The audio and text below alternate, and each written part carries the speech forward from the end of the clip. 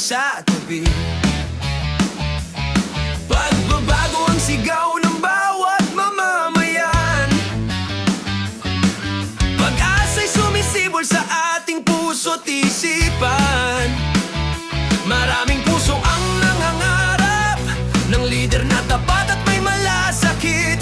Sa 2028 isang pangalang bukang bibig. Sara Duterte sa hamon ay handang tumindig.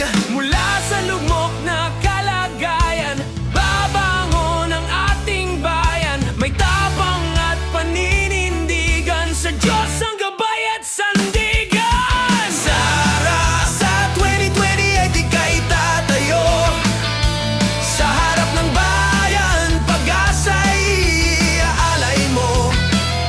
Talino at lakas ang baon mong tunay upang ang Pilipinas ay muling magtagumpay. Sa bawat hakbang na iyong tatahakin, ngiti ng tao iyong yayakapin. Kung kalooban ng may kapal sa itaas, bagong umaga ang sisikat sa ating landas. Hindi man madali ang landas na daraanan, may batikos man at pagsubok na hahadlang. Ngunit sa tibay ng puso't malinaw na layunin, kapakanan ng bayan ang laging uunahin. Sa bawat ina, ama't kabataan, may pangarap para sa kinabukasan. Kung sama-sama ang sambayanan, pagbabago'y tiyak na makakamtan.